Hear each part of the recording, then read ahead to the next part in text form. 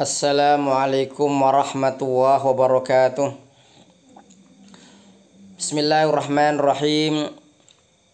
Alhamdulillahi rabbil alamin wa bihi nasta'inu ala umuri dunya waddin. Wassalatu wassalamu ala sayyidina Muhammadin wa ala alihi wa sahbihi wa tabi'ina wa tabi'ihim bi ihsan ila yaumiddin. Qala ta'ala fi kitabil karim, ya ayyuhalladzina amanu kutiba alaikumus syiyamu kama kutiba alal ladzina min qablikum la'allakum tattaqun. Wa qala sallallahu alaihi wasallam, man shoma ramadhana imanan wa ihtisaban ghufira lahu ma taqaddama min dambihi amma ba'du.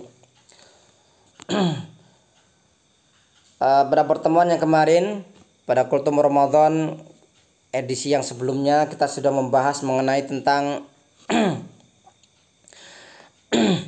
ada masih ingat kemarin apa temanya kemarin?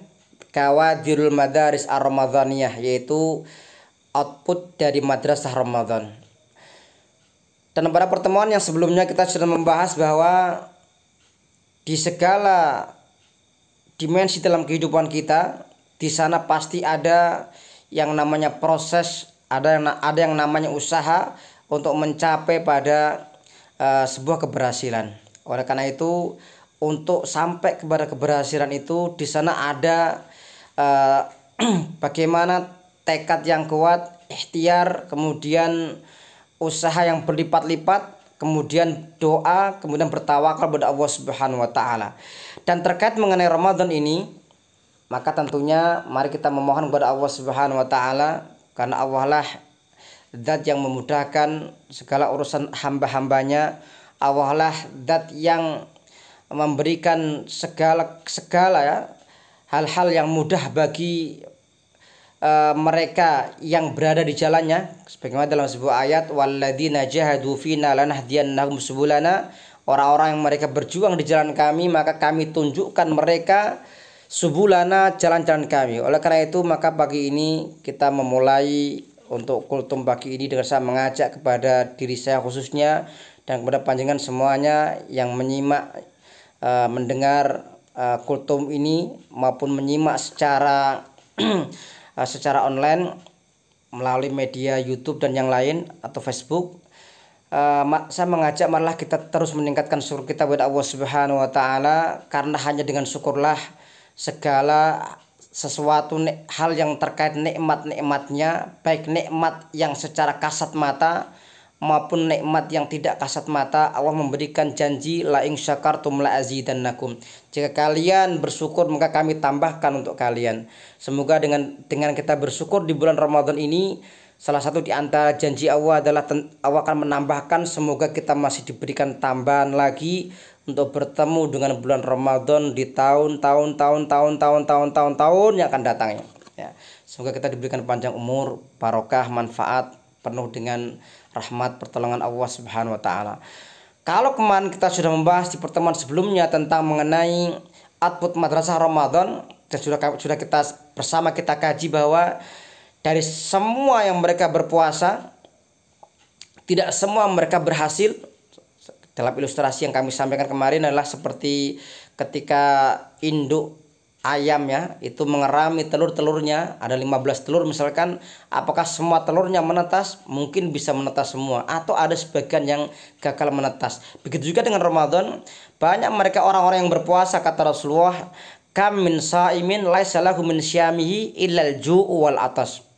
Banyak orang yang mereka berpuasa, mereka tidak mendapatkan dari puasanya itu kecuali hanya lapar dan dahaga saja. Oleh karena itu, beramal kebaikan yang tak kalah pentingnya adalah bagaimana amal yang kita lakukan itu menjadi amal yang diterima Allah dan membawa kepada memberikan pengaruh besar dalam kehidupan kita, termasuk juga mendatangkan balasan ya nanti di yaumul jaza, yaitu mendapatkan balasan surga Allah Subhanahu wa taala. Maka pagi ini saya akan mengambil tema khumasiyatun najah Ramadan yang najah fi siyami Ramadan. Ada lima hal ya, lima cara yang cespleng bagaimana menjalankan bulan Ramadan.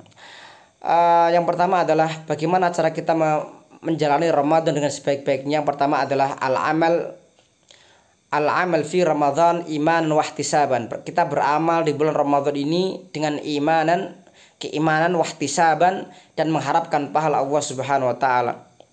Sebagaimana kata Rasulullah sallallahu alaihi wasallam, "Man shoma Ramadhana imanan wa ihtisaban," barang siapa puasa Ramadan imanan, karena keimanan, wa ihtisaban, dan mengharap pahala Allah, mengharap Allah, ya, balasan dari Allah, maka ghufira lahu ma taqaddama min dambih, maka dosa-dosa yang sebelumnya yang telah dia lakukan, ya, akan diampuni Allah Subhanahu wa taala. Itu selaras dengan apa yang Rasul katakan, wa ramadhanu ila ramadhan mukaffiratun lima bainahunna idza stunibatil kaba'ir, dalam sebuah hadis yang lain.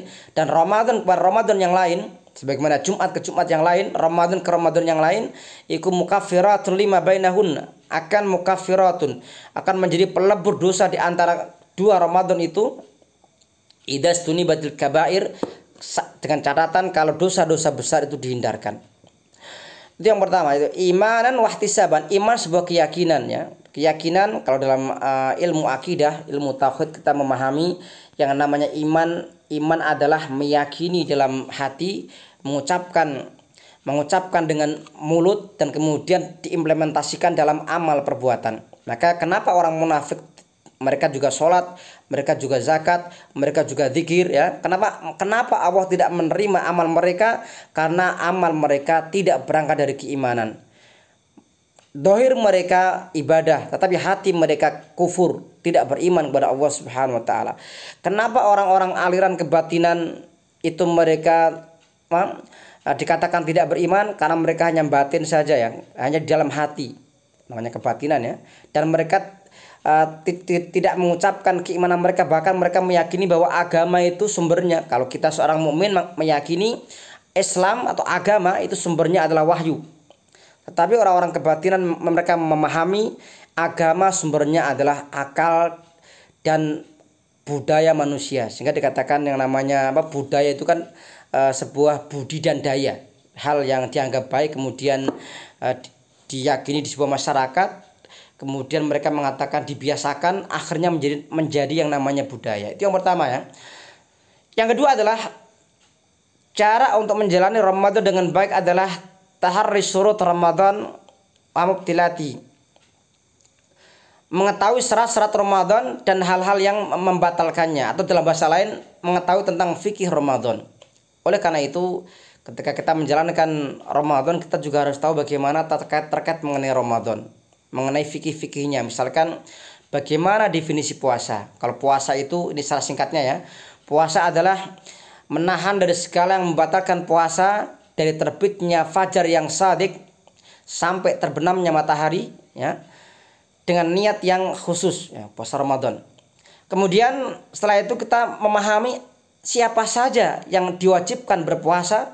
Pertama adalah seorang yang muslim, kemudian seorang yang balik, yang berakal, kemudian seorang yang berakal, seorang yang mampu untuk berpuasa. Itu di antara syarat-syarat orang berpuasa Ramadan. Kemudian kita juga memahami hal-hal yang membatalkan puasa apa saja, ya. Membatalkan puasa, misalkan makan dengan sengaja, kemudian minum dengan sengaja, muntah dengan sengaja, ya. Semua kalau dalam fikih Syafi'i dikatakan segala yang masuk ke rongga mulut, ya, yang berupa hal yang makanan, minuman, atau yang masuk ke dalam kepala, maka termasuk misalkan suntik, itu juga dalam mazhab Syafi'i suntik itu membatalkan puasa. Meskipun dalam beberapa mazhab yang lain seperti mazhab Ibnu Taimiyah, beliau mengatakan bekam, kemudian suntik itu tidak membatalkan puasa. Bagaimana kalau mencicipi makanan? Kalau mencicipi makanan, kalau kita membaca dalam fikih Syafi'i, mencicipi makanan hukumnya adalah makruh, tetapi harus wajar, ya. Kalau mencicipi makanan tentunya mereka yang mencicipi memang ahli dalam cicip, ahli dalam rasa. Yang kedua, diusahakan sebisa mungkin mereka yang mencicipi itu seorang yang memang tidak puasa. Kalau ada 3 orang yang tukang masak, ya, yang 2 ini dia puasa, yang 1 nggak puasa, diutamakan yang tidak puasa. Jangan nyuri-nyuri. Wah, sini kesempatan nih. Nyicip, ya. Atau yang ketiga, ketika seorang memang dalam kondisi darurat dia harus mencicipi makanan, ya sewajarnya, ya. Misalkan masak soto, mencicipi makanan, Ya dicicipi sedikit aja, cuma satu dilat rasanya udah masuk atau belum ya. Nyicipi sampai 2 mangkok lah, ini bukan mencicipi namanya. Ya. Yang ketiga, ziyadatul qurbi minallah. Bagaimana kita untuk meraih Ramadan yang sukses adalah kita semakin mendekatkan kepada Allah Subhanahu wa taala. Artinya apa? Maksudnya mendekat itu bisa berarti secara kuantitas atau secara kualitas. Secara kuantitas tentunya amal-amal yang kita lakukan ketika Ramadan itu tentunya lebih meningkat dibanding sebelumnya.